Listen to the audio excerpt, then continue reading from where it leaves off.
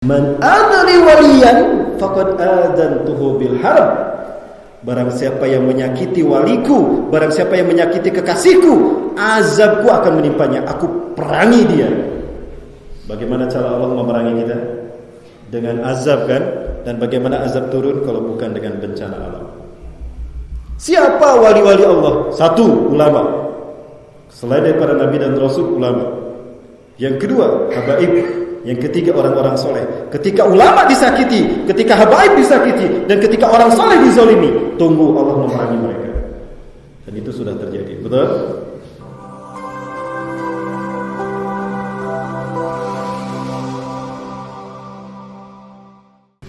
Kita juga sudah bertahu. Nah, hari ini sekali lagi dunia ada dalam fitnah yang dahsyat. Fitnah dari berbagai macam arah. Terkait dengan kehidupan kita hari ini, Rasulullah SAW menggambarkan dalam sebuah hadis. Ya'ti ala ummati zamanan, akan datang pada umatku satu zaman. Ru'asa'uhum kal asadi, pemimpin mereka bagaikan singa. Wa wuzara'uhum kal kadhi'ab, menteri-menterinya bagaikan serigala. Wa qudatuhum kal kilab, dan hakim-hakimnya bagaikan anjing. Sekali lagi Bapak Ibu, Rasulullah SAW yang tidak pernah berdusta dan maha benar Allah yang telah mengutus Rasulullah SAW dengan perkataan yang benar, beliau menyampaikan pada kita, akan datang pada umatku satu zaman, pemimpin mereka bagaikan singa, menteri-menterinya bagaikan serigala, dan hakim-hakimnya bagaikan anjing. Ketika pemimpinnya singa, menterinya serigala, hakimnya anjing, bagaikan seperti itu, maka rakyatnya wasairun nasikal agnam, dan kebanyakan rakyatnya bagaikan domba. Fakaifa ya'isul ghanam indal asadi wadh-dhi'abi wal kilab, maka bagaimana domba bisa hidup di tengah-tengah singa, serigala dan anjing? Bapak Ibu, kita bahas satu-satu. Boleh? Aman ya? Aman. Gak akan ada yang tersinggung. Gak akan ada yang tersinggung. Kalau tersinggung selesai itu. Nah, inilah beratnya jadi ustaz akhir zaman. Walaupun jujur ngomongnya, ada yang tersinggung. Lihat aja wajahnya nanti. Baik. Pertama, pemimpinnya bagaikan singa. Yang saya bayangkan tentang singa itu, ada julukan singa itu raja hutan. Betul? Ada tidak pemilu di hutan, singa tetap rajanya. Ya. Dan ketika singa menjadi raja, habis rakyatnya dimakan. Ketika singa bertemu kuda, siapa yang dimakan? Kuda. Kuda rakyat hutan bukan? Bukan. Kuda rakyat hutan bukan? Rakyat hutan. Ketika singa bertemu dengan rusa, yang dimakan siapa? Rusa. Padahal rusa rakyat hutan. Itulah celakanya ketika singa menjadi raja, habis rakyatnya dimakan. Betul? Sudah terjadi belum? Di mana Pak? Di negeri entar perantah, di negeri autopilot. Ketika pemimpinnya singa, maka menterinya bagaikan serigala, kata Rasulullah. Yang namanya serigala menjilat ke atas dan licik ke bawah. Kenapa menjilat ke atas? Dia juga ingin kenyang kayak singa, tapi nggak bisa. Dia kalah kuat sama singa. Sekali lagi, singa menjadi pemimpin bukan karena kebenarannya. Singa menjadi pemimpin di hutan karena bukan keberaniannya, bukan karena kebijaksanaannya, bukan karena kebenarannya. Tapi singa menjadi raja di hutan karena kekuatannya. Di akhir zaman akan muncul pemimpin-pemimpin yang naik tahta karena kekuatannya, bukan karena kebijaksanaan dan kebenarannya. Allahu Akbar. Semangat ya adik-adik. Rupanya ngerti adik-adik. Yang di sana tidak ngerti. Padahal di sana mereka tinggal enak luar biasa. Banyak sekali yang ingin menjadi pejabat, wakil rakyat di Indonesia ini. Kenapa demikian? Rakyat Indonesia baik-baik. Betapa tidak baiknya bagaimana? Ketika rakyat ingin hidup kaya raya, diwakili sama mereka. Ini enaknya jadi wakil rakyat. Ketika rakyat ingin naik mobil mewah, diwakili sama mereka naik mobil mewah. Ketika rakyat ingin makan enak, diwakili sama mereka. Itulah wakil rakyat. Jadi yang sengsara siapa? Yang enak siapa? Itulah makanya banyak yang pengen jadi wakil rakyat di Indonesia. Betul. Jadi jangan salah pilih wakil rakyat ya. Pilih saya, insya Allah amanah. Ya, maksud saya pilih menjadi pendamping hidup, Bu. Baik. Mumpung gak ada istri saya, jadi saya ada bicara seperti ini. Ya. Itu serigala. Dia menjilat ke atas karena pengen dapat daging seperti singa, dan ke bawah dia pandai menyamar. Dia ikut menyantap rakyatnya. Ketika di depan ada domba, wah ini dombanya bagus-bagus, dagingnya tebal-tebal, enak-enak, maka nyamar dia menjadi domba. Maka muncullah istilah serigala berbulu domba. Jaga dia hati-hati. Itu dia. Ketika pemimpinnya singa, menterinya serigala, maka penegak hukumnya, hakimnya bagaikan anjing, kata Rasulullah. Yang namanya anjing senang sama orang yang ngasih daging. Betul? Senang kan? Nurut tuh anjing sama yang ngasih daging. Celakanya kalau anjing kita jadikan penjaga rumah. Kalau anjing menjaga rumah kita, dia nggak bisa bedain mana maling, mana tamu. Betul? Ketika yang datang tamu, apalagi tamunya datang dari Saudi Arabia, tapi karena tidak bawa daging, itu tamu digonggong. Betul tidak? Karena tamunya tidak bawa daging, walaupun tamunya baik, walaupun tamunya soleh, walaupun tamunya keturunan Nabi, tapi karena tidak bawa daging, digonggong tidak? Digonggong. Dan ketika yang datang maling, nah ini celakanya. Ketika yang datangnya maling, tapi karena malingnya bawa daging, dikasih ini, dikasih ini, dikasih ini. Nurut tidak tuh anjing? Nurut dia. Padahal dia maling. Malingin emasnya yang punya rumah, malingin nikelnya yang punya rumah, malingin gas alamnya yang punya rumah, malingin listrik orang yang punya rumah. Celaka tidak? Celaka. Itu Bapak Ibu. Maka Rasulullah SAW bertanya, ketika saat itu gambaran manusia bagaikan domba, wasairun nasi kal agna. Bagaimana yang namanya domba? Yang namanya domba kemanapun pasrah. Ketika domba dibawa ke kandang, apa yang diucapkan? Mbe, gitu ya. Dibawa ke padang rumput, apa yang diucapkan? Mbe. Dibawa ke tempat pemotongan hewan, mau dipotong lehernya, itu golok sudah di leher, apa yang diucapkan? Mbe, pasrah dia. Sekarang mbeknya mau disuntik vaksin nih, pasrah dia. Fakaifa ya'isul ghanam indal asadi wal dhi'abi wal kilab. Maka bagaimana bisa hidup yang namanya domba di tengah-tengah singa, serigala dan anjing? Bisa hidup tidak? Itulah kondisi kita hari ini. Betul? Allahu Akbar. Sallu ala Nabi. Allahumma shalli alaihi. Itu fitnah Bapak Ibu. Betapapun dahsyatnya fitnah ini, kalau kita tidak melepaskan iman Islam kita, insya Allah kita selamat. Kita tidak akan disiksa di akhirat. Sakit memang, disiksa, dibantai, dibunuh, difitnah. Sudah dibunuh, difitnah lagi. Kesakitan itu hanya di dunia. Di akhirat kita tinggal menikmati amal baik kita. Berikutnya, yang kedua, cara Allah menyiksa kita di dunia sehingga di akhirat kita tidak disiksa dengan bencana alam. Wa bizalazil. Miris Bapak Ibu sekalian. Baru memasuki tahun 2001, kita sudah bertubi-tubi ditimpa musibah. Ya, Bapak Ibu sekalian, musibah pertama adalah longsor di Kabupaten Sumedang, Cihanjuang. Itu tidak jauh dari rumah saya dulu. Saya pernah tinggal di situ, di Parakan Muncang, Kabupaten Sumedang. Itu hanya berjarak sekitar 400-500 meter saja dari rumah saya dulu, tapi saya sudah pindah. Ya, subhanallah. Dan saya pernah mengisi kajian di sekitar itu Bapak Ibu. Maka saya hafal tempatnya ketika terjadi musibah ini.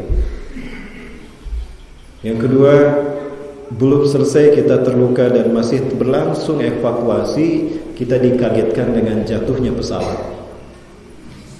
Surah Sriwijaya Airlines. Tidak ada yang selamat. Masih dicari itu yang namanya korban pesawat jatuhnya pesawat Sriwijaya Airlines.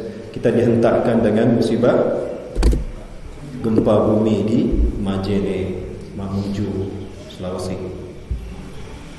Banjir di Kalimantan Selatan yang belum juga surut. Ya, Bapak Ibu Allah, pertanyaan saya, kenapa bangsa ini bertubi-tubi ditimpa musibah? Setahu saya Allah tidak zalim kepada hambanya. Betul? Allah tidak zalim kepada hambanya. Wa mallahu bizzalami lil 'abid. Allah tidak zalim kepada hambanya. Yang zalim adalah kita pada diri kita sendiri. Ya. Yang namanya musibah itu ada rumusnya, Bapak Ibu. Quran surat Al-Anfal ayat 33. Itu rumus bencana alam. Gimana rumusnya? Ini rumus bencana alam, Bapak Ibu. A'udzubillahi minasyaitonir rajim. Wa ma kana Allahu liyu'adzibahum wa anta fihim wa ma kana Allahu mu'adzibahum wa hum yastaghfirun. Tidak mungkin Allah akan menyiksa satu kaum ketika engkau masih berada di tengah-tengah mereka. Itu yang pertama. Sekali lagi Bapak Ibu, tidak mungkin Allah sekali-kali akan menyiksa satu kaum, satu umat ketika engkau Muhammad masih berada di tengah-tengah mereka.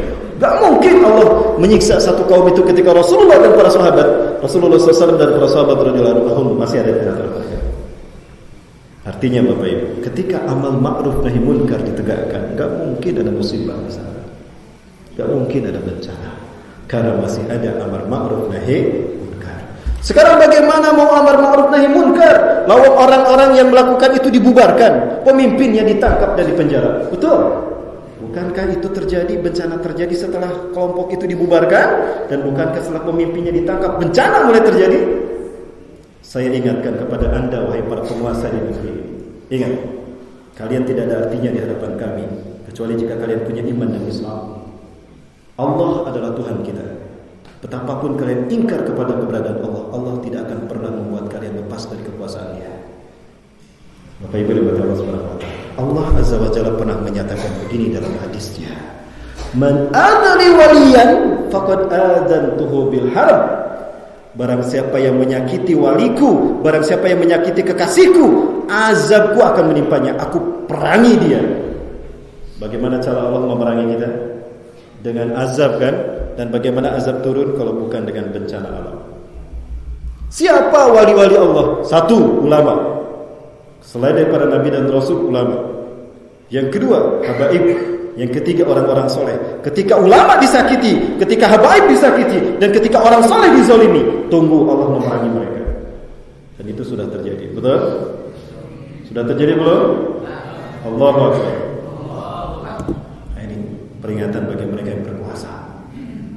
Jangan pernah menyakiti ulama, jangan pernah menyakiti habaib, dan jangan pernah menyakiti orang-orang soleh di antara manusia.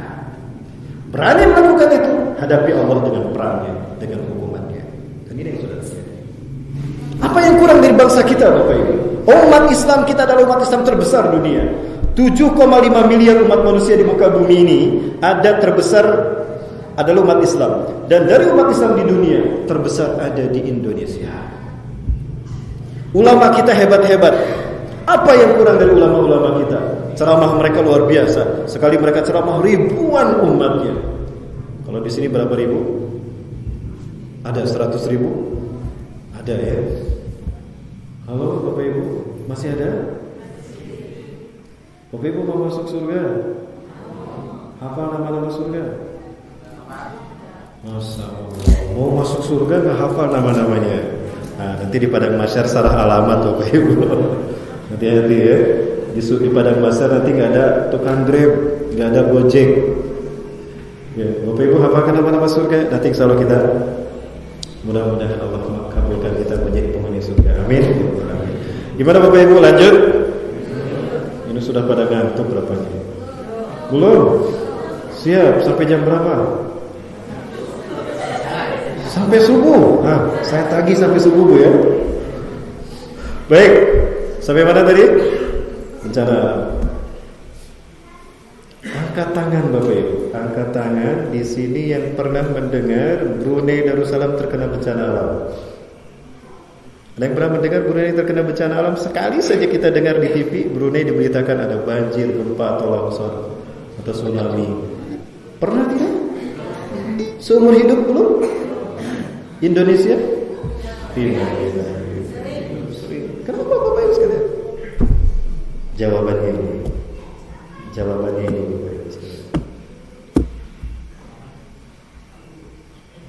Ini rahasia kenapa Brunei aman-aman saja. Bahkan kita tidak mendengar COVID-19 mengganas di Brunei, betul? Kenapa demikian? Ini jawabannya Bapak Ibu.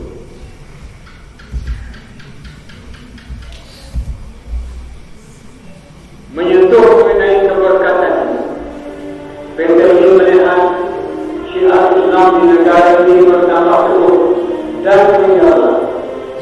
PTI tegaskan bahawa negara Brunei Darussalam adalah sebuah negara yang mulia, yang bersedia mementingkan ibadat kepada Allah, yang dipandu sistem MI, yang telah berjalan di dalam sejak 1 tahun. Sistem MI ini juga telah terbukti amat benar pada dunia, sehingga siapa saja yang datang berkunjung ke negara ini akan berpeluh beramaman, dapat menikmati suasana aman dan harmoni. Pertahankanlah kebenaran dalam agama, dan banyak sehat tidak menyukai ini. Itu Bapak sekalian. Bedanya kita dengan Brunei Darussalam. Tidak apa bedanya Bapak Ibu? Karena Brunei hidup berdasarkan, sementara di kita Islam di Rasulullah SAW menyebutkan, sinfani min ummati idza saluhan salahatil ummah wa idza fasadan fasadatil ummah. Ada 2 pilar dari umatku, jika kedua-duanya baik maka baiklah umatku, sejahtera umatku, aman sentosa umatku. Tapi jika kedua-duanya buruk maka buruklah, hancurlah umatku, sekaya apapun negara itu, umatku itu. Apa 2 pilar tadi? Al-ulama wal umara, ulama dan pemimpinnya. Sekarang kita saksikan Bapak sekalian, penjara penuh dengan ulama-ulama dan orang-orang mulia. Betul? Sementara orang-orang residivis dikeluarkan dari penjara. Penjara sebaliknya dipenuhi oleh para ulama. Betul?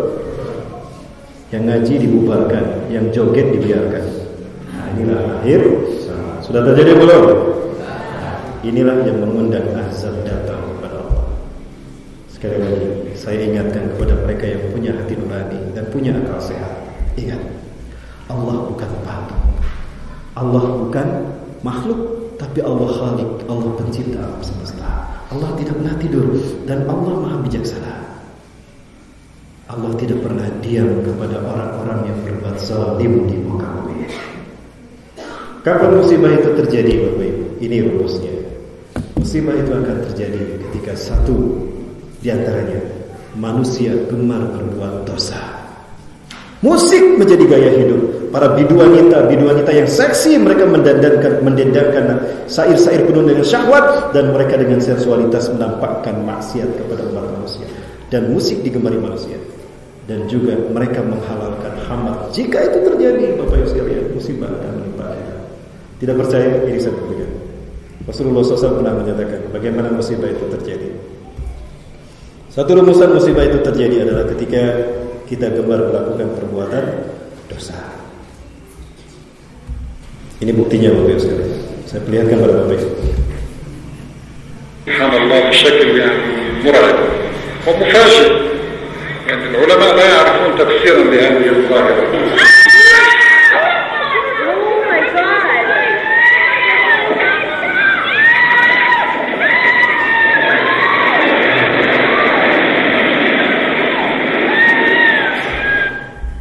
Rasulullah SAW menyampaikan, sayakunu fi akhir zaman khasfun wa qazfun wa masfun. Akan terjadi di akhir zaman nanti orang ditelan bumi, ditenggelamkan ke dalam bumi. Orang dilempari dengan batu dan orang akan dirubah bentuknya. Mata dari ya Rasulullah, kapan hal itu akan terjadi? Idza zaharatil ma'azif wal qaidat wastuhilatil khamr. Apabila manusia sudah menggemari musik dan para bidu wanita muncul di mana-mana, Dan apabila khamr sudah dihalalkan, musibah itu akan terjadi. Ini memiliki manusia. Subhanallah. انظر هذا كراش السيارات خطر وهذا بيت وهذه السيارة وهذا حيوان هذا انظروا إنسان واحد يمكن أن تخسر به الأرض. سبحان الله.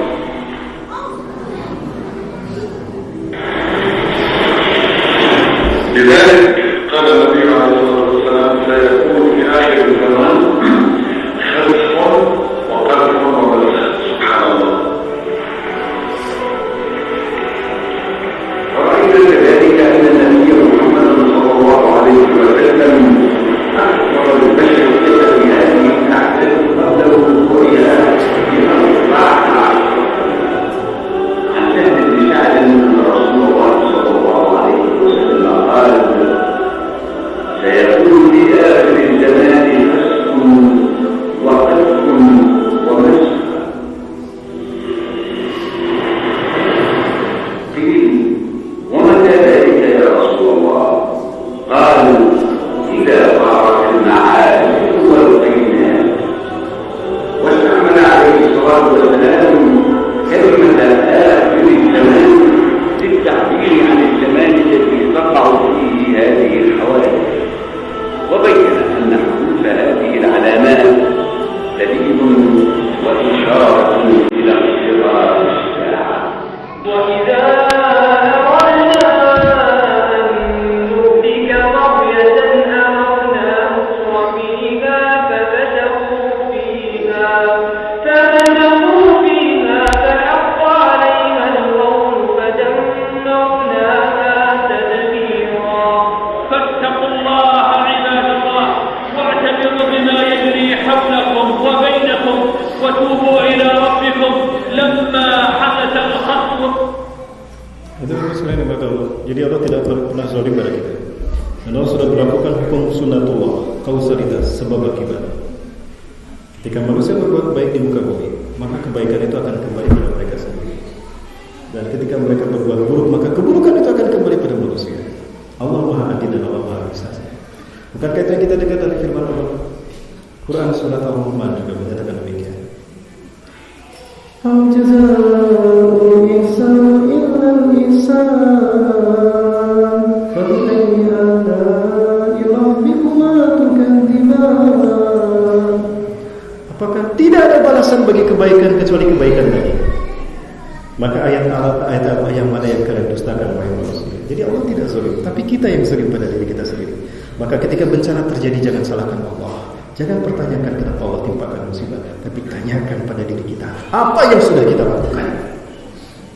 Sekaya apapun bangsa itu, maka jika dia tidak bersyukur dengan kekayaannya, Allah timpakan azab, dan azab Allah sangat pedih. Betul? Allahu Akbar. Yang ketiga, cara Allah mensegerakan siksa bagi umat akhir zaman ini sehingga umat akhir zaman ini tidak disiksa di akhirat, al-qatlu, pembantaian. Selama ini saya menyaksikan yang namanya pembantaian terjadi di Palestina, Suriah, Rohingya, Uighur, ya. Di mana lagi? Di Irak, di mana lagi? Di Somalia, di mana lagi Bapak? Di Afrika, di mana lagi? Di Afghanistan. Semua yang saya sebutkan, saya simpan bagaimana pembantaian yang mereka lakukan.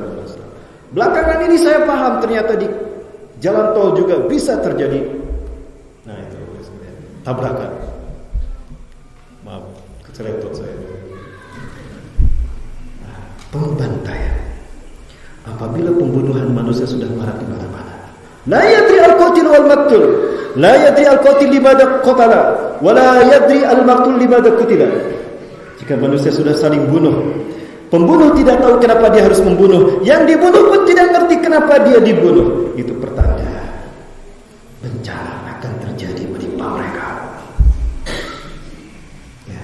Bagi mereka yang beriman dalam keadaan dibunuh, dizalimi, tapi mereka beriman, dipastikan nanti insyaallah sakitnya mereka ketika disiksa hingga dimati itu adalah saksi mereka, saksi sakit mereka di dunia. Di akhirat mereka tidak akan sakit lagi jika mereka mati dalam punya iman. Betapapun cara kematian mereka menyakitkan. Itu yang Allah. Ya.